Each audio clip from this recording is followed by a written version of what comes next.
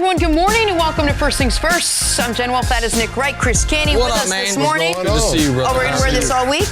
Yeah, you got to wear it. Is that a thing, 2 weeks up until the Super Bowl? Yeah, just to remind people that you have one. That you have were to there, wear one. you've Exactly. been there, done that, got the T-shirt, and got the ring. I understand it. And I'm surprised you're not wearing your commemorative Derek Jeter Hall of Famer pendant that you were wearing in this morning, man. My man, Chris Canty, I had no idea. Big Derek what Jeter a big fan? Jeter fan. You see how he's making stuff up now? I am a big Derek Jeter fan, although he's not my all-time favorite Yankee. Oh, okay. Still a great day for the Yankees yesterday with him going into the Hall nearly unanimously. Nearly unanimously. There was that one guy. That was me. You were that one guy? Me. Yeah, Just so I'm clear, overrated. you don't have an NBA vote, but you do have an MLB vote? Everyone gets an MLB. 430 people get to vote on this thing. I thought Jeter didn't do quite enough. Well, Jenna, if Nick has a vote, we have to scrutinize how they give out the votes for the Hall. My Jeter vote went to J.J. Putz. We got a really fun show, a jam-packed show today. We will discuss Jeter, but we're going to get right into some Super Bowl chat. Hey, you remember where you were back on October 30th of 2017? Jimmy Garoppolo does. The Patriots traded him that day to the 49ers for a second-round pick. Looking back, some would say the Niners got the best of that deal since they're Super Bowl bound. And with Brady's future so uncertain. But a column in the Boston Globe says it actually worked out well for both teams. Nick, break it down. Should the Patriots regret having dealt Jimmy Garoppolo when they did? They shouldn't regret when they did it. I do think that if Belichick were being honest, he would regret how he did it. He certainly didn't like the process. So let's just go back a little over 2 years. Belichick is hoping to get Jimmy Garoppolo to sign an under market value deal to extend his window with the team to whatever Brady's sunset with the team is going to be. When they draft him, they don't think Brady's going to have the greatest comeback in Super Bowl history and then in the 2017 season be en route to winning his third MVP. So they thought this might take care of itself. It wasn't going to, and Jimmy Garoppolo turned down a modest extension. So then they were forced with the decision, well, do we franchise tag him? Do we have the backup making more than the starter? What do we do here? And then Brady went around Belichick to Kraft and basically reportedly forced their hand as far as I'm the guy here and I need you guys to show me I'm the guy here. And as a reaction to that, and this is what I think they regret, because they couldn't have kept him, and Brady obviously that year went to a Super Bowl, won an MVP. The next year wasn't great, but won a Super Bowl again, and his play didn't really fall off markedly until this year. Belichick did something he never does, which is he wasn't cold, he wasn't calculating. He let, I think, old enemies get the best of him as far as not wanting to trade with Cleveland, who would have given them the 12th pick of the draft. And he wanted to do what was best, reportedly, for Jimmy Garoppolo, sending him to a place with Kyle Shanahan, someone he respected, where he could succeed the most. And because of that, they got 30 cents on the dollar for the asset. They got the 42nd pick, Canty, when they could have had the 12th pick of the draft, which turned into Deshaun Watson, which could have been the most seamless transition plan ever imaginable. So I don't think the Patriots regret it because they've been to the Super Bowl twice since then. They were not going to be able to keep him at the contract he wanted. They won one of those Super Bowls. Of course, but I think the manner in which he was traded, I think was a rare misstep by Bill Belichick, and I think he does regret that. Well, I don't know how much of a misstep it was if it's an untenable situation and the owner is saying that you have to trade Jimmy Garoppolo because Tom Brady is going to be our quarterback, not just this year, but for the foreseeable future. Yep. So Bill Belichick, from that standpoint, didn't have a whole lot of great options. And then I think Jimmy G made the situation worse because he wasn't going to sign a short-term under-market deal. He wanted an opportunity to play. More importantly, he wanted an opportunity to get that financial security that all players in the NFL are looking for, especially guys not drafted in the first round. So I completely get all sides of the deal. But I think the trade worked out for everybody because the Patriots got 2 Super Bowl appearances, an MVP season out of Tom Brady, and a 6th Lombardi in the trophy case. And in the second full season that Jimmy Garoppolo is with the 49ers, they're making an appearance in the Super Bowl. And they have their quarterback under contract for the remaining 3 years after this. So I look at it from the standpoint of both teams have had an opportunity to compete at the highest level, and that's why you got to grade it as an A for both teams making that decision, even though the Patriots don't have a succession plan for Tom Brady. Here's the only place I'll push back on that. What you're saying the Patriots got out of it, they essentially would have got out of it the same amount if they'd have just cut him. Like they didn't get enough return on their asset, and they are in a position right now where they don't have a succession plan, in part because they didn't get enough back for Jimmy Garoppolo when they could have had that be the succession plan. I understand what you're saying, but taking that 12th overall pick still means that the Patriots have to move Jimmy G in the conference, and I'm sure that Bill Belichick didn't want to face this guy, especially if he believes that Jimmy G has the ability to be able to quarterback a Super Bowl winning team. And there's also a little revisionist history here, because at the time, Brady was playing well. Remember, we had started the show that year. We kept waiting, and I think Belichick kept waiting. Well, as soon as his play falls off a little, we'll have a better idea of what we'll do with Garoppolo. We'll keep him. And he kept playing well month after month until finally the Patriots felt like their hands were tied. They had to get rid of him because you're right. They didn't want to tag him and have him get paid more than Tom Brady did. So in that sense, he was kind of left without much to do, especially when Robert Kraft steps in. Right, but maybe I'm not saying this the right way. I am not faulting the Patriots for trading him. It is not revisionist history, though, to say they did in real time when he was traded. We said that is an awful, paltry return for Jimmy Garoppolo. Yeah. And that's my point. My point is Belichick has always been rational and unemotional. I think he was slightly irrational with this. I think he was angry that the owner was meddling in his business, and because of that, he didn't just do what was the absolute best thing for the Patriots long term. It was, okay, well, if they're going to make me trade this kid who I want to keep, I'm going to make sure he gets a soft landing spot. I'm not as concerned about getting absolute prime value as he otherwise would be. And the part of this, I imagine, Canty and the most diehard Patriot fans know this, that is the hardest to swallow for them, is a lot of people feel like this whole thing circles back to Deflategate, where I know Patriot fans feel like they were unjustly persecuted and prosecuted. If Tom Brady's not suspended those first 4 games of the, 2016 season, and Jimmy Garoppolo doesn't start the first 2 of those games before getting hurt and play really, really well and go 2-0, then I bet he does sign an under-market extension, because it's not under market. He's a guy who's never played, who's backing up Tom Brady, and this whole succession plan is taking care of itself. It's because the league got their eyes on him. They got to see him. He played well. He went 2-0. I think they beat a good Chargers team early in that season, if I remember correctly, and people were like, oh, wow.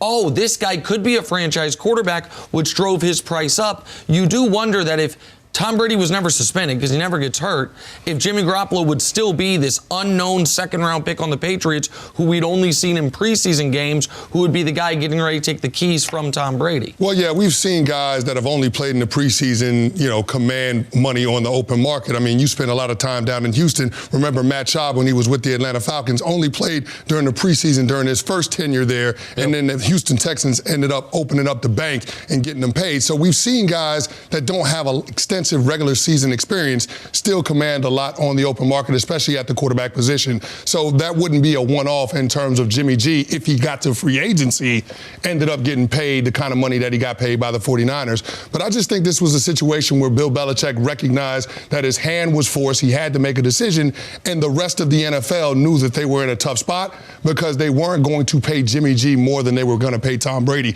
So Jimmy G was eventually going to hit the marketplace, and I think as a result, you didn't get the return on the player that you traded away because everybody knew it was an obvious situation. You were moving on from it. Look, the Patriots got their quarterback in Tom Brady, at least for the 2 years after that, and obviously look what the 49ers got in Jimmy Garoppolo as they're heading to the Super Bowl this year. TurboTax is here to help this tax season by making tax filing easier for you. They've made it their mission to give you all the tools and advice you need to get your taxes done with confidence, like making uploading your W-2 as easy as taking a picture. Just use your phone or tablet to simply snap a picture of your W-2, then watch your information appear in the right place in your tax return. You can be sure you're filing your taxes correctly while at the same time making sure you're getting the best possible refund. TurboTax. All people are tax people.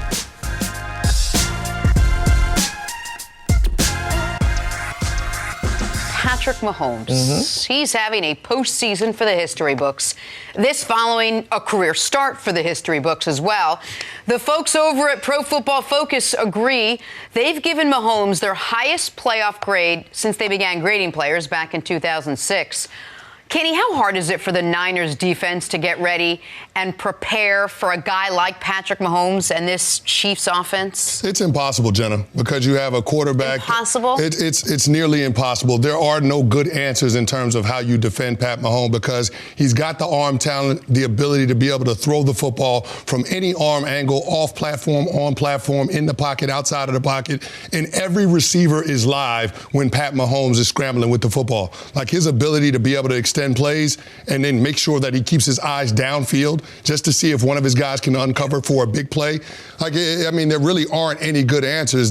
You saw what Dean Pease, the defensive coordinator for the Tennessee Titans, tried to do with only rushing 3 and then dropping 8 in coverage and then having that guy that was a low hole defender be a late spy. But that didn't work out. No. You saw Pat Mahomes flush, get to the outside of the pocket, and when it wasn't there, he recognized that defenders were in man coverage, and he decided to take off and run the ball himself. And when they're sitting in zone, of course, his receivers are good enough to find those open holes, and he has the ability to be able to get them the football in a hurry. So for me, it has to start with being able to rush him and try to hit him as much as you can. But Pat Mahomes is going to make plays. He hasn't played a bad game in the 2 full seasons that we've seen him as a starting quarterback. His first year he was an MVP. This year he's got his team in the Super Bowl. So I don't think there are any great answers, but the one thing that I will say that's the ultimate equalizer is just getting hits on the quarterback. I think that's what San Francisco has to be thinking in this matchup in Super Bowl 54. Canny, you're 1,000% correct. It's the only hope as far as it's not their only hope to win, but as far as the defensive side of the ball, slowing down the Chiefs offense, it has to be not about guys with 20s on their jerseys, but guys with the big numbers on the jerseys, guys that played your position and the guys alongside you getting to him, because there is no good coverage. He's historically great against zone coverage and damn near as good against man-to-man coverage. Try to do what Tennessee did, which is double team 2 guys. They were doubling Hill and Kelsey throughout the game because you have seen if you don't double team Tyreek Hill, he will ruin you. He will end the game. So in the first game of the postseason against the Texans, they doubled Tyreek. They didn't double team Travis Kelsey. He had one of the greatest playoff games any tight end's ever had, and he did it in a quarter, in just the second quarter. So they double teamed both. So what was the chess move? It's not even that difficult of a chess move. Sammy Watkins will have a monster game, and Patrick Mahomes will lead the team in rushing again, because when you're going to double that many people, especially if you're in man, he's going to have those opportunities if he can get it outside of the pocket. Coach Mangini says all the time, keep him in the pocket. Yes, you want to do that, but he's the best quarterback in the league in the pocket as well. So the only answer is to repeatedly hit him and to try to compromise his physical ability somehow by doing it. One game, he's started 35 games in his career. Once the Chiefs have been held under 23 points. That was the game against the Indianapolis Colts when he came into the game with an injured ankle, re-injured it early, and the team's offense stalled throughout, only getting 13 points. The other way you slow him down, and this is kind of an old football truism that sometimes sounds cliche, but with this Chiefs team, it is 1,000% the case. Your best defense is to not have your defense on the field. Patrick Mahomes has lost 8 games in his whole career, 8 total. The opposition had the ball in those games for 36, 30, 33, 35, 44, 38, 40, and then the outlier game, the most recent loss against Tennessee, where they only had the ball for 22 minutes. But 7 of the first 7 losses, the opposition averaged 35 minutes time possession, with the Chiefs having obviously 25 minutes time possession. That's the only way to slow them down.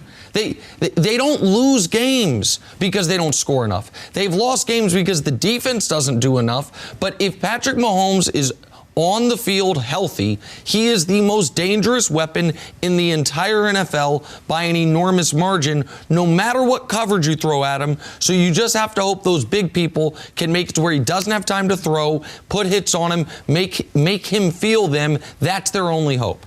When you say, can I just be naive for a second? When you say put big hits, compromise him physically, like really just physically go after him, try to knock him out. Yeah, Jenna, just take one of your big guys and say, go. Yes. Jenna, get that guy. Jenna, every defensive line coach that I've played for since they've implemented the new rules in 2010 has always told us to think about cutting the quarterback in half when you get to him. Like the quarterback strike zone is from the shoulders down all the way to the kneecaps. And so that's the area where it's legal, where you can put hits on them, and that's what you got to focus on. But you want to try to hit the quarterback as many times as you can, as hard as you can, because you want to try to do everything you can as a defensive lineman to disrupt the timing of the passing game. And I think that's what it comes down to when you're trying to defend this Chiefs offense. Not only is it the guys in the secondary pressing the receivers and trying to disrupt their vertical entry, but it's also the guys up front being able to harass the quarterback, because you want to make the quarterback get rid of the ball a second before he wants to throw the football. Yeah. That's when your team has a chance. But in looking at what the 49ers do defensively, this is a team that has the 4th lowest blitz rate. So they depend on their defensive line, the front 4, being able to get home and apply pressure, and they're a team that likes to sit in zone coverage. I think they're going to have to tweak that between zone and man going up against this Chiefs offense, just because the Pat Mahomes and the skill position players are so explosive. And the Chiefs have lost in the last 2 years 1 game because the offense wasn't good enough. Like since Mahomes has been the starter, we can go down the list. They lost to New England 43-40 in their first. That was the first loss of Mahomes' career. The next loss, they lost 54-51 in the epic game to the Los Angeles Rams on national television. Then they lost 29-28 on a 2-point conversion to the Chargers in the final second, literally the final second of the game. Their only other loss that year was 38-31 in Seattle, and then in the postseason, 37-31 in New England. This year, it was the 19-13 game, followed up against the Colts by a 31-24 loss to the Texans, and that was when, remember, the league figured Mahomes out. Remember, it was, you play man-to-man, you do this. No, he was hurt. He went into those games with a bad ankle. He couldn't set his feet to throw. He wasn't mobile at all. And their other loss this year, they scored 32 points, 35-32 to the Titans with all the hijinks in the final moments. The Niners can win the Super Bowl. 100% they can win the Super Bowl. If they do it by the way you guys beat the Patriots, or the Giants team before you beat the Patriots, holding them in the teens, it's unprecedented against this offense. Not league history, but a Patrick Mahomes offense. If he comes into the game healthy, you better score 30. No one's ever beaten him when he's come into a game healthy without scoring 30. So let's see if you can do it. That's the unsolvable or nearly unsolvable problem that he, with Andy Reid and these weapons, present to the opposition. But I will say this, going up against that Chiefs defense, it's not impossible for them to score 30. Because they just scored 37 with only throwing the ball 8 times in the divisional round of the NFC Is there playoffs. An over-under already set for this game? Yeah, I think it's 54.5. 154.5. Well, yeah, and if it goes over, it's a Chiefs win. If you're going to bet the Chiefs, bet it with the over.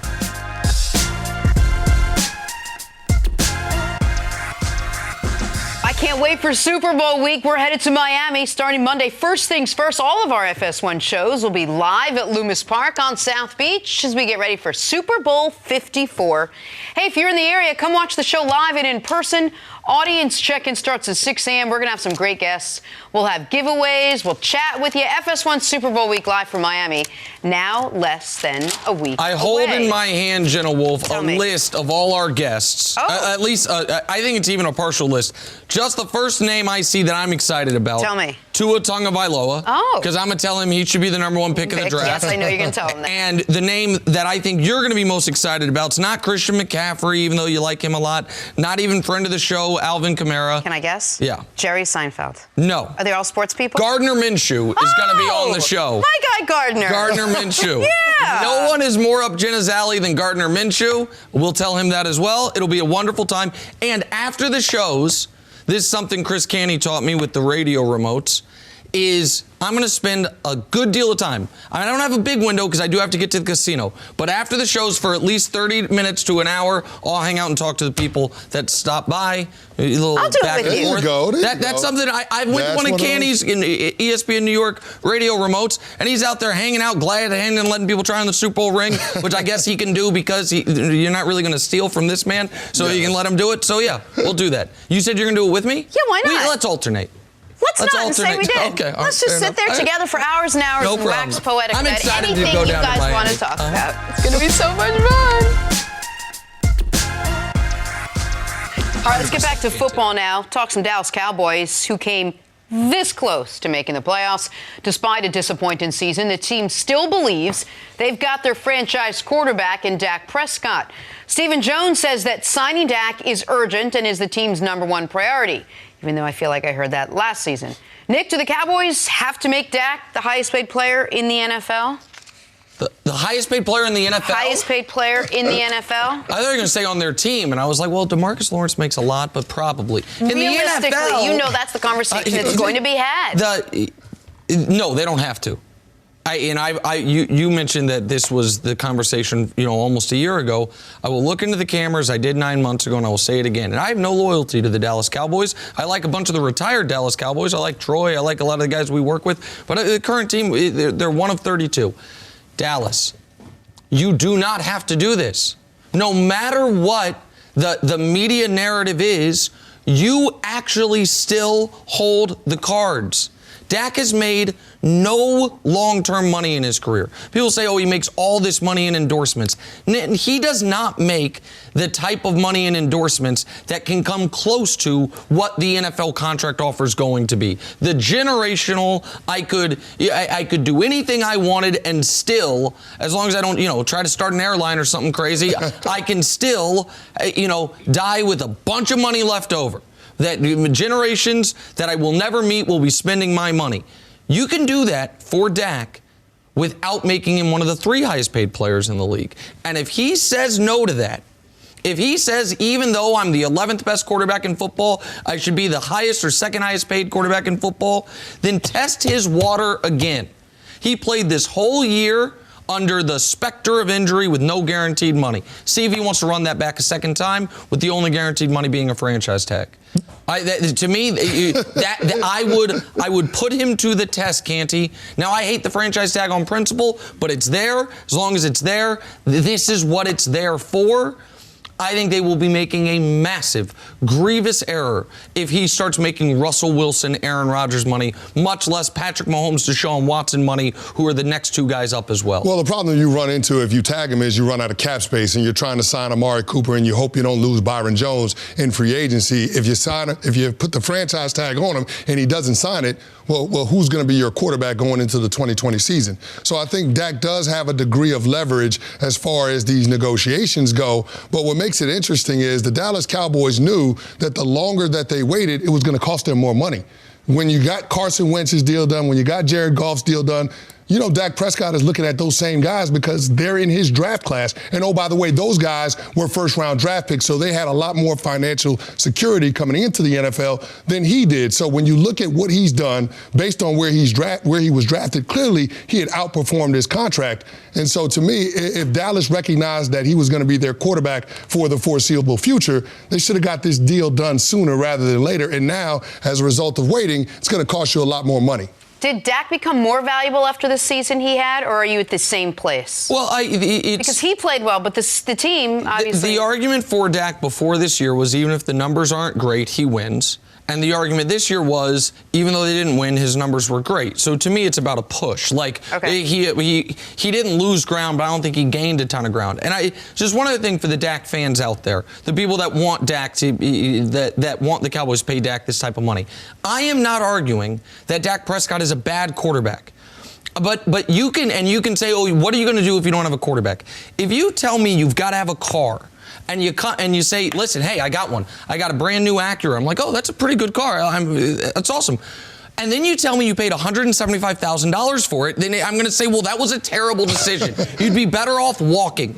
And so that's the position that you are in. You cannot pay, as Chris Canty knows, Bentley prices for a nice mid-size luxury sedan. You have a sedan? No, he's got a Bentley. And so you can't do that. And if you do, you are going to regret it at some point. It's a great analogy. Even if to your point, they can screw with the cap this year to where it's a cheap cost this year, that bill eventually becomes due. So I would just caution you against it.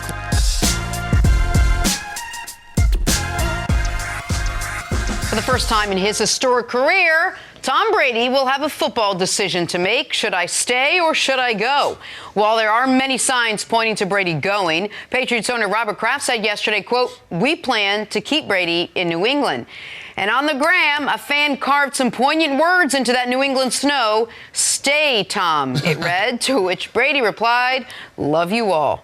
All right, Kenny, where do you think Brady should play next season? I think he should run it back with New England. With the Patriots. I look at the other organizations where there is a quarterback vacancy, and I just don't see Tom Brady trusting the twilight of his career to those individuals that are in charge there. So to me, it makes sense if you want to compete at a high level, and I'm assuming that at this stage, all Tom Brady wants to do is compete for championships, then it would make sense to stay with arguably the greatest coach the game has ever seen and one of the best organizations in the National Football League. So I just feel like right now, I know that Tom Brady is excited about free agency, and you heard his words. He wants to be open-minded about it, and he's going to embrace whatever comes with open arms. I think that's just Tom Brady playing a game with the New England Patriots, recognizing that he wants to be paid like a quarterback that has won them 6 championships. He wants to feel the respect from the only organization that he's ever known. And it's been a while since the Patriots have paid him top of the market prices. I think this is what Tom Brady is looking for right now before he walks away from the game. If Tom Brady was not already a Patriot, if he were a pending free agent, would we look at the Patriots as the best fit? Would you look, if the Patriots had the year they had this year with Phillip Rivers or someone who's just retired at quarterback and Brady was available, would you look at that team and say, that's where he should go? On the positive side of the ledger, greatest coach ever, really good defense. On the negative side of the ledger, all of a sudden, questionable offensive line, not a ton of weapons, maybe not enough help, as I've been told. That would not be the ideal place, really cold climate, by the way, as well, for a 43-year-old quarterback.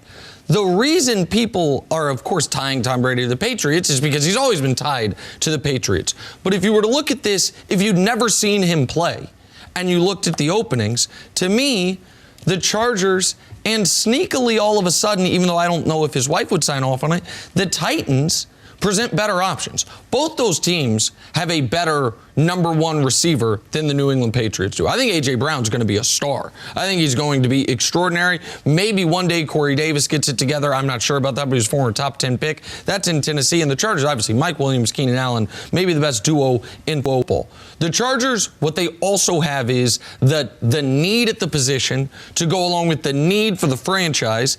And it's a place where I'm sure Brady loves spending time because he owns a house there. What the Titans have, while they don't have the geography help, they already have a Patriot-ish system installed because Mike Vrabel's there. Someone Brady's close with, someone Brady knows, someone Brady won championships with. Those two places, to me, if Brady is still an above-average NFL quarterback, those two places give him a better chance to prove that, to show that, than the New England Patriots. I've been saying for 3 months, Jenna, the Chargers make the most sense.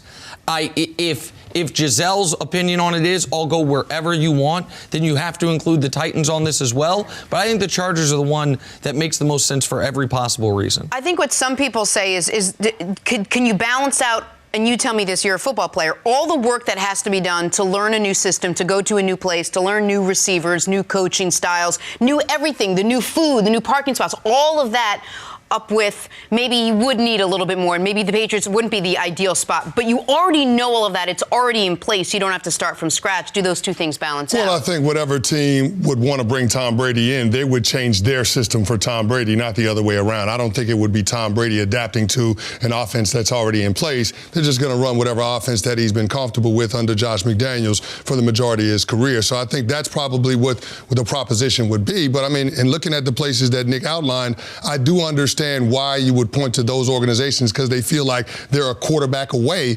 But, I mean, you look at the offensive lines for both of those teams. You seen them pass block? Sure, that's fair. They're terrible. I think the Titans have a good offensive line. They allowed 56 sacks this year. Run blocking offensive line. Well, I mean, Tom Brady is a quarterback. Sure. I mean, the offensive line that could pass block would probably be important. But to me, the issues that the Patriots have had with their skill position players, I don't think it was something that they could fix in real time during the course of the season. I know they went out and made the Sanu trade, which doesn't look like a great deal. We'll see what happens and where they are with that relationship in 2020.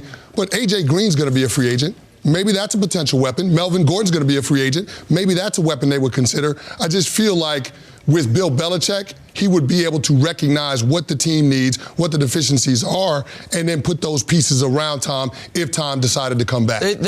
But what, to me, the most interesting part about the Patriots is so much of the discussion about if he comes back, it's they get Brady back at a bigger salary than he had this year, and they add all these other things. You know what I mean? Like you're talking about that, and it's not a criticism. That's not the discussion with the Chargers. You can say they need to upgrade the offensive line. Which is a big part of it. It's a big part of it. Yes. But those weapons are there. With the Titans, you have arguably the best running back in football. You've got, I think, a number one receiver. Who's a free agent. Yeah, but they have the franchise tag for Derrick Henry if they want, especially if they're going to. For Brady, they'd let Tannehill walk. But the last thing for me with Brady on this is I also think that ego will play a part of this.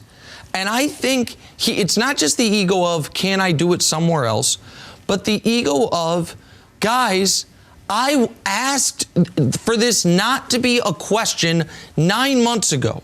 You have put us in this situation. If someone, and I hate to continue to use relationship analogies, but if your significant other says, let's take a break. No, let's not. No, let's not. No, we really need to take a break. And you wanted to stay. But on the break, you're like, oh, I'm a pretty damn eligible bachelor here. Then even if she comes back and says, all right, I'm ready to get back together, you might say, oh, well, turns out grass might be greener. And so there is that element of it where he would be rightfully angry that this has even come up and will seriously entertain those other potentially more attractive options. Back here, first things first, we're now joined by three-time Super Bowl champ, voted funniest guest we've ever had. What up? Former NFL coach, smart man, Eric Good Mangini. Hey, Coach. Hi, Nice good to morning. see you. Hey, Coach, can I ask you a favor? Sure. And I know this is not really in your comfort zone, but I know you're working on personal growth and evolution.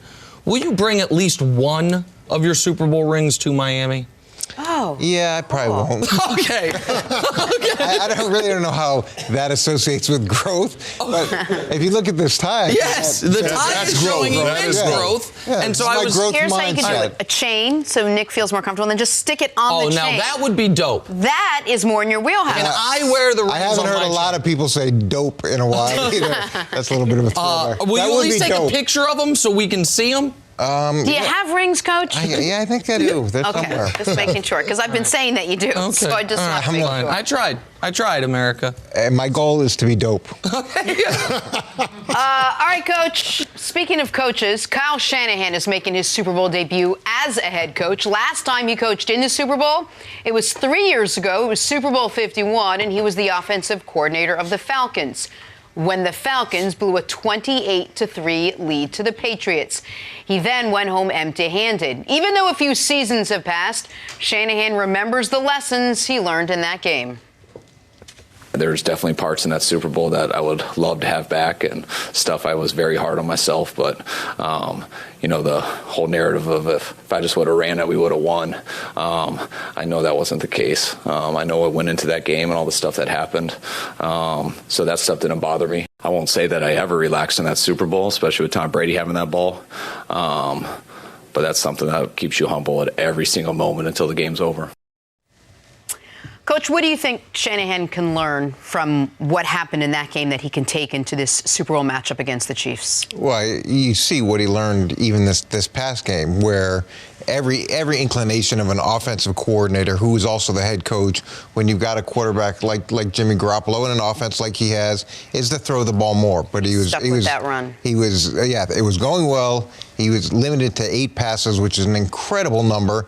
To me, that's a direct reflection of what he learned. And you go through a lot of lessons in life, but in the NFL, and when you go through a lesson that's as painful as the one that he went through, you're going to have a plan in place. And in his defense, there was a head coach who could have trumped him at any point on any of those different drives. Correct. And now he is the head coach, so I'm sure he's going through that situation. Ideally, you're in that situation, being up as much as they were, but he's going to cover that with his coordinators, maybe in a way that he wished it had been covered when he was in the same spot. Well, the other, and I understand Shanahan's point, and I'm not trying to relitigate Super Bowl 51, but that we couldn't just run it every single time.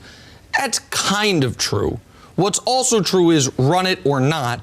They were not taking the play clock down within 5 seconds, as when you have that type of lead, especially late in the game as the lead's dwindling, but you still have a lead, you absolutely have to do. And what was the most critical of all the errors was what they did, or more accurately, what they didn't do after Julio Jones made the catch that should have iced the game. That catch, we thought it was one of the greatest catches. It was right there alongside the Mario Manningham catch in this Super Bowl you won, where it's like, oh my God, how did he make that throw and that catch? Well, now they are going to win. They're at the 22-yard line, up 8 points inside of 4 minutes. If you just were to, and I know you can't, you wouldn't, just take knees in that spot, if you trust your field goal kicker, the game's over. Instead, they put themselves in a position where they took sacks, where they stopped the clock, and that's why the Patriots were able to come back. But I do think you learn from that. I think it's unfortunate that he had to learn from it in that painful of a fashion. But to Coach's point, I think he has shown that type of growth as far as style. And this is something you guys did so well in New England, that you did well in your coaching stops. Style points are fake. It is not about how you win the game. It is about, did you win the game? And there comes a point in a game, and the Niners, I'm certain, their best game plan and their hope is that this happens in the Super Bowl, where your opponent is no longer your opponent, where your opponent is the clock. And once that happens, your game plan has to go out the window and you start playing against the clock, especially since they changed the onside kick rules to where if it becomes an onside kick game, you've essentially lost, which is different than even during that Super Bowl. Yep. So that's, I think Shanahan has learned, even if he's doing a little revisionist history as far as what happened in that Super Bowl, and I think we have seen it in these playoffs so far. Yeah, when you find yourself on the wrong side of Super Bowl history, you're going to remember the lessons that come out of that experience, and I think that last week's game against the Packers is an example of Kyle Shanahan growing as a play caller, because I haven't met an offensive coordinator that doesn't want to throw the ball all around the yard. But the fact that he was able to stay with the run to the tune of racking up nearly 300 yards rushing and only allowing your quarterback to throw the ball 8 times, I think that that's significant growth, but that's also recognizing the strengths of your team and playing to them. If you look at Super Bowl 51, when they played the Patriots, they had success running the football in the first half. So you would think, if something's working, let's stay with it and force them to stop it. When they force them to stop it, when they stop it, then we'll come up with another way to be able to try to have productivity on the offensive side of the ball. But you make them stop what you do well first, and if they never do it, well, that's to your advantage. So I think that that's a big thing that he can take out of it. But I also wonder how Kyle Shanahan will do on this stage in terms of overall game management, because it's different when you think about it from a play calling standpoint as opposed to managing the game, feeling the heartbeat of the game, and making decisions in real time, recognizing the pressure and the magnitude of the moment. So that's something to watch for. Now he's got a great resource in his family tree. His dad has been on that stage multiple times, so I'm sure he can lean on him from that. But I'd be interested to see how he handles that, because the Super Bowl is not just any other game. And if you try to sell that to your team or to yourself, you're only doing yourself a disservice. When you look at decisions, oftentimes we're so results oriented, and I get that, but you also have to look at the process to how you got to those results, and was that flawed, as you move forward, and they weren't running the ball very well in the second half, and I think there was this mentality with that offense. They were I believe the best offense in the league that year. One of the 8 highest scoring offenses in league history. So there was that mindset of, we're going to go win this game, as opposed to, we're not going to lose this game. And when you look back at things, people will criticize, hey, you weren't conservative enough. But if you get too conservative, yes, then people criticize you the other way and say, you were one of the 8th best offenses ever in NFL history, but yet you went into a shell. So I don't think it's completely fair to just retroactively look at this and say, it's all his fault. Listen, you're totally right. And I could see it already percolating with the Chiefs' game plan, with what the Chiefs did in the second half against the Titans. Once they got up 11, and they started just running the football, if Patrick doesn't complete that 3rd and 6 bomb to Sammy Watkins, put the game away, if that goes incomplete, and now all of a sudden it's like, wait, you guys were just annihilating them through the air, then you start running, it would have been old. Andy Reid's, exactly 100%. When I was watching the game, that's exactly what it felt like, where it was headed. It was headed there, and so I totally understand. I think it's a really good point. The point I'm making is, for that specific game, when you say, let's go win it, They won it when Julio caught that pass. When you're at the 22-yard line inside of 4 minutes, up 8.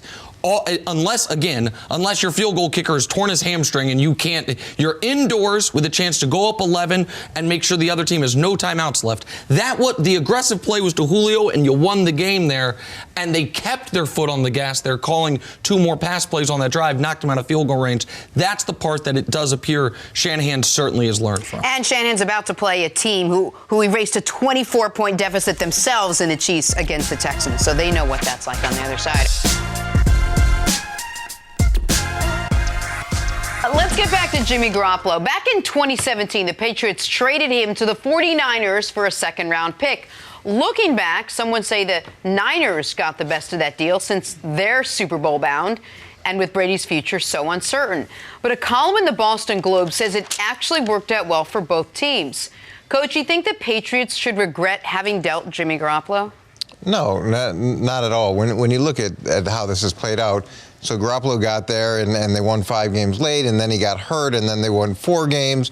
So there's been very little production up to this year in terms of success, especially considering how much money he got paid, how much resources they had to commit. The 49ers had to commit, including the draft picks that they sent.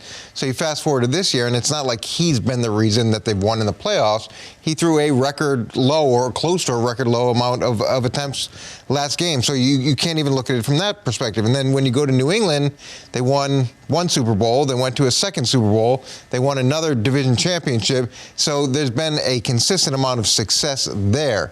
Now, in terms of the draft picks they've drafted 6 guys that have played a total of 100 snaps from that trade. So they really haven't gotten much done from the draft capital that they got so from people Jimmy understand Garoppolo. what Coach's talking about. They got 1 pick for him, the 42nd pick. They then have flipped that 5 different ways, and so that's how they've gotten 6 different players. And those 6 players have now produced a total of 100 snaps. Total. So almost no current return for the player. Yeah, their return is that they didn't have to pay him a lot of money. That's really the only return that they've gotten to this point. Now, we'll see how these players play out over time, but when you look at the deal in its entirety, yeah, I guess you could say they came out relatively equal. Yeah, I mean, here's the deal. I mean, it was a short-term play for the New England Patriots, and I say that because they decided to roll with Tom Brady rather than ripping the Band-Aid and going with Jimmy G, and Tom Brady is getting ready to turn 40 years old. I mean, so when we go back 27 months, we're looking at it from that standpoint. Okay, Robert Kraft basically told Bill Belichick that you have to trade Jimmy G because I'm not going to let you walk away from Tom Brady. But in those 2 years, the Patriots have what? They've gone to 2 Super Bowls, delivered 1 championship, and Tom Brady's had an MVP season. So, I mean, I feel like the Patriots got what they were looking for in terms of being able to maximize the twilight of Tom Brady's career. And then, of course, the 49ers, they made the move with the long-term vision in mind. And, yeah, the first 2 years didn't go great for Jimmy G, but in the 3rd year with the club, in his 2nd full season, you're talking about a Super Bowl appearance. You can debate whether or not he's the reason that they're there, but I think Jimmy G has proven that he's good enough to have your team compete at a championship level because they're in the big game. So I think it's worked out from that standpoint for both organizations because they both got what they were looking for. I want to make the Patriots obviously did the right thing with the benefit of hindsight as far as sticking with Tom Brady. Okay? Like, the year they traded Jimmy Garoppolo, Tom Brady won league MVP and threw for 500 yards in the Super Bowl. Now, they lost it, but that wasn't his fault. The next year, they won the Super Bowl. And while he was not great at the end of that season, nor great in the Super Bowl, he did, go to Kansas City against one of the 3 highest-scoring offenses ever and lead a 4th-quarter comeback and then lead a touchdown drive in overtime. I am not prepared to say Jimmy Garoppolo would have done that. If they would have moved on, that Jimmy Garoppolo would have put them in that position. And obviously for the Niners, we can say what they should have done is never trade for Jimmy Garoppolo. What they should have done is in the 2017 draft, when they were sitting at number 2 and they traded back to 3, draft Deshaun Watson, or, after Mitch Trubisky comes off the board, draft Patrick Mahomes and ruin my life, like whatever, however you want to do it. They went with Solomon Thomas. They went with Solomon Thomas, who of all their first-round pick defensive linemen has been the least productive up to this point. My only gripe with the trade for New England is Belichick, to me, did something he very rarely does, which is acted somewhat irrationally. He had a better offer on the board from Cleveland. A first-round pick from Cleveland that ended up being the 12th overall pick. It was actually Philly's pick that year. Like, it's complicated, Yeah, but it was a first-round pick. And instead, he took a second-round pick. Why? Well, conflicting reports, because he wanted to make sure Jimmy G landed softly because of a long-term grudge with Cleveland, because he was so upset he was having his hand forced by the owner that he didn't put the care into this trade. He would have traded that was of his own volition, whatever it was. But had he taken the better offer, they'd have the succession plan in place. Because that 12th overall pick ended up being Deshaun Watson. The Texans ended up trading for it themselves. Like, they could have had their quarterback right there, and even if they don't, they would have had a player who was a top 15 talent, a top 12 person on their board, who would have been in year 2 of his contract this year, who would have been helping them, who absolutely would have helped them more than the 6 people they ended up getting for the 100 snaps for the 42nd overall pick. Well, do we know that was absolutely an offer on the table? A lot of times, after the fact, people say, well, we were going to draft this guy, or we were willing to trade this, and the truth is somewhere in the middle. It's nowhere near as definitive as people make it out in the moment. So I obviously am not the one reporting this. What I do know is the beat reporters in Cleveland and New England have both independently said, Ben Volin wrote it in this article we're talking about, Cleveland writers wrote it at the time, that Cleveland was upset the Patriots did not take their offer of a first-round pick. Or the Patriots did not even, I think one report was that they didn't accept it, the other one was the Patriots didn't even call them back about it. So they did not get a good enough return. Your point is that their best return was they didn't have to pay him. So they didn't get a much better return than had they just cut him. And he just goes to San Francisco on their own. Well, look, that's the risk you take anytime you trade a current player for a future asset. You got to be right on the pick. And they did get Jarrett Stidham in this, so who knows how that plays out long term. And these other guys eventually could develop into something really good. Now, trading a player in the AFC, sometimes you don't want to do that, because if you really believe that this is a very good player with a lot of potential, the last thing you want to do is have to deal with them with more frequency than you need to. You can control where he goes, and this gave him a chance to, at least if you're going to face him in the really meaningful game, it's going to be in the Super Bowl. A little in or out? Why not, Jenna? Let's do it. Here we go. Once again, the Cowboys are negotiating against themselves. Stephen Jones said that Dak Prescott's deal is the team's #1 priority. Can you in or out on the Cowboys still being able to compete for a Super Bowl if they make Dak the highest paid player in the NFL? Jenna, I'm out, and it's not because I don't believe that you can win with a quarterback like Dak Prescott, because I think he can, but you have to have all the other areas of your team above average, and if you're paying a quarterback $33, $34, $35 million, you're going to lose some other pieces, so the Cowboys won't be as talented as they were this past year, so I'm out on them making Dak Prescott the highest paid player in the league.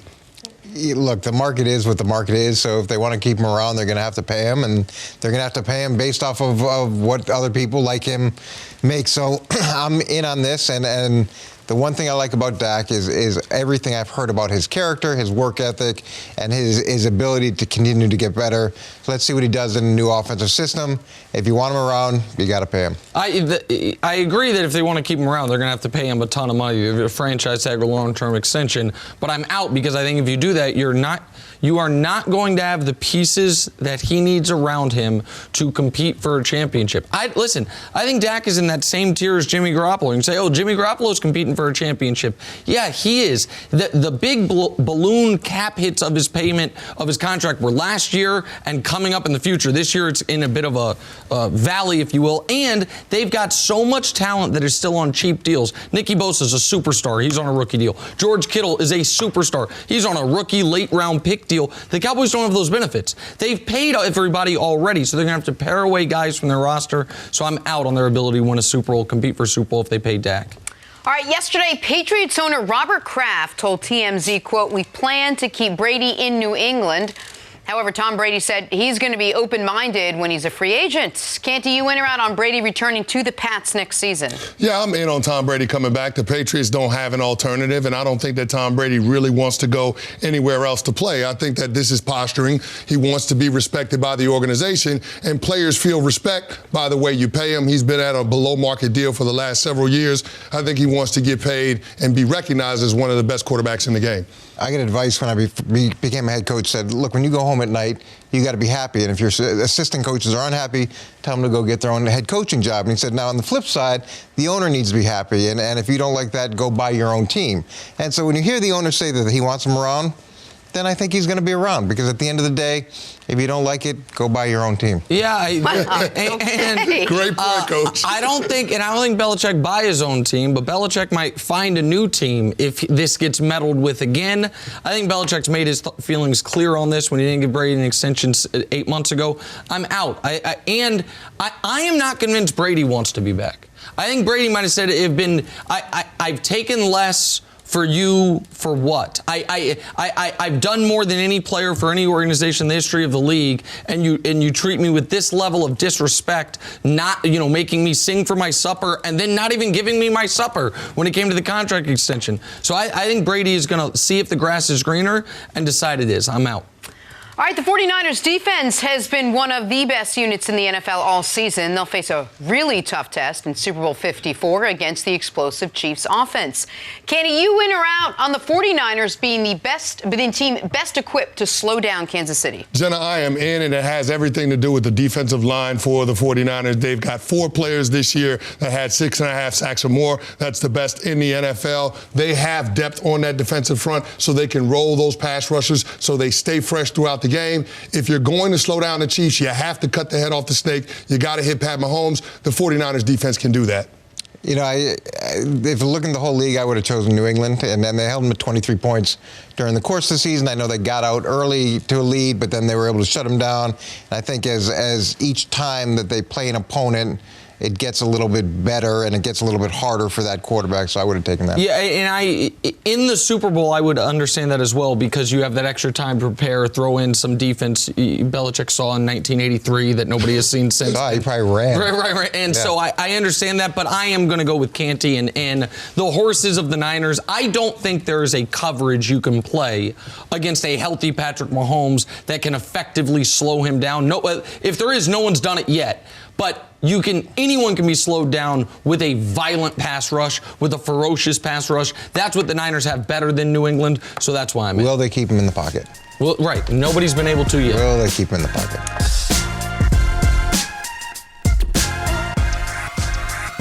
Finally tonight, get ready for it, 9:30, Pelicans hosting the Spurs, the much-anticipated but appropriately hyped NBA debut of #1 overall pick Zion Williamson. During the preseason, he averaged 23 points per game. However, lately he's been going viral for dozing off. I don't know that he's sleeping. Is he meditating? I don't know that he's sleeping. Well, anyway, when asked about it, here's what he had to say. This has been very difficult. If y'all saw me meditating on the sidelines during the games, it's been very difficult, but it's finally here. I finally get to go back out there. Yeah. That was appropriately predicted. I thought he was meditating. I recognize he wasn't sleeping. People need to stop with it. You're talking about me lying about you, Candy. People need to stop lying about Zion Williamson. He wasn't sleeping on the bench. I don't know exactly what he was doing, but he wasn't sleeping. He was resting his eyes. Yeah, whatever. If anyone's taken a 1 p.m. college course, you know what it's like in the middle of the day, where it's like 2 anvils sitting on your eyelids. What he was trying to do, Jenna, was visualize himself in the actual and that's game. Gonna happen tonight. That's what I should have said. Visualization. That is big. Good call, Canty. That is going to happen tonight. What do you expect out of Zion this evening? Well, this evening, it looks like he might be on a bit of minutes restriction, so I don't think we're going to get the full Zion experience. But I want to plant my flag on this right now. I think Zion's going to help lead the Pelicans to the playoffs. I think that a team that we thought could be a plucky, interesting 7 or 8 seed before the year, when we thought he was going to be able to play the full season, and then once you heard he was out and you saw them get out to the start they did, said, oh, it's going to be a lost season. Well, there are 7 quality teams out west. There are 5 excellent teams. Dallas is a good 6th team. Oklahoma City is a pretty good 7th team. And then it's a bunch of, fighting for that 8th spot. So the Pelicans are not out of it. Zion, I believe, is going to average 20 points a game this year, Canny. I don't think he can win the Rookie of the Year because Ja's been so sensational. He's played all year, and good for Ja, who would have been the #1 pick in a lot of other drafts. But I think we're going to get to see LeBron, Zion, round 1 of the Western Conference playoffs, and that'll end in a sweep for them if that ends up being the matchup. But it'll still be great experience, and I think people have gotten too down on Zion. The conversation is, will Ja be a better pro? Should Ja have been the #1 pick? This guy was one of the most dominant, truly once in a generation athletes we've ever seen at the collegiate level. We have such a short memory because he's been hurt. We haven't seen it. We'll be reminded of that instantly, no matter how many minutes he plays tonight, Canty, because even amongst the NBA, he's a one-of-one athletically as far as size, leaping ability, all of it. Yeah, this is the most anticipated rookie debut since 17 years ago when LBJ came into the league, and you likened him to that in terms of the physical abilities, just the gifts that he has, and just the comparables. But looking at his profile as a collegiate player, everything that we saw at Duke would suggest that he's going to be able to come in and have instant success. And what I like about the situation he's in is he's going to a basketball team where David Griffin is the executive, somebody that was responsible for adding LeBron James to the Cleveland Cavaliers and then building out a roster around him. I think it's important to have somebody with that type of experience because they recognize what's important in terms of being able to realize the full potential of Zion, making sure that you have the pieces in place. And there's a lot to like with what the Pelicans did this offseason with the trade that they made with the Lakers. They added Lonzo Ball. They added Brandon Ingram, who's playing at an all-star level. Don't forget they got a knockdown shooter in J.J. Redick. And then they got Jackson Hayes, who's a big guy that can protect the paint, be a rim defender. So I just feel like all of the pieces that the Pelicans have in place are going to complement what Zion does well, and they're going to give him every opportunity to put his stamp on this Pelicans team. I think that's why they've been waiting for so long, trying to be cautious, because they want to make sure that he's right, and then they want to see whether this team is capable of making a playoff push. So on one hand, they did do all that. They did wait probably longer than some had predicted when he had the surgery. They waited a long time. He seems ready. He seems focused. He seems to want to get out there. But at the same time, this is a team that is very well planning to make a playoff push. You worry you're putting too much pressure on this kid? No. Not only do we want you, but we need you because we need to make up some ground in the West? Well, no, because I don't think there's a lot of people predicting what I just did. That the Pelicans are going to go from where they are right now, I think 12th in the Western Conference, to the 8th seed, but it's only 3 games back. Yep. And because he's only playing half the season, and it's not like they're playing anything close to even 500 basketball right now, you're not going to say he derailed anything. And he is a special physical specimen and a special athlete. And as far as scoring 20 a game, I think people feel like, well, that's a lot to ask. He is going to get 12 to 14 points a game outside of the structure of your offense. He will get 12 to 14 a game off putbacks and transition every night. So you only need 6 to 8 a night inside the offense. You know what I mean? In the half-court offense, while he learns at least a competent or more competent jump shot. While he learns NBA offenses, he will still be in the teens without getting one basket there. And where most rookies, not all rookies, not the kid Matthias Thybulle from Philly and a couple others, most rookies are terrible defensive players. Zion, I believe Canty will instantly be an above-average defender because of his athleticism, his ability to get to the weak side, blocking, contest shots. That will translate immediately as well, which also will help the Pelicans. Yeah, I saw him make a play last year in college where there was a three-point shot by a guy at Virginia, and he was able to get from the paint, close out on the shooter, and actually block the shot. So, I mean, what he can do on the defensive end, I think, is being understated in terms of his overall game. But Zion will be an impact player. There is no question about it. The only question was, coming out, there would be some concerns about durability, ability to be able to stay healthy, because he had a little bit of an injury at the end of the regular season at Duke, and then he had the injury with the meniscus in Summer League. So I just think we haven't seen a guy this big, this explosive, and so people didn't know whether or not he'd be able to stay healthy. But if he stays healthy, there's no question in my mind he can average 20 points a game. If he stays healthy, his floor is Blake Griffin. And Blake Griffin, by the way, is going to make the Hall of Fame one day, and his ceiling is a couple MVPs. That's the spectrum of a healthy Zion Williamson career. Starts tonight. I cannot wait. Thank you for listening to the First Things First podcast. Remember, leave us a review and tell us what you think. Subscribe to the podcast on Apple Podcasts and catch us on FS1 Monday through Friday, 6:30 a.m. Eastern.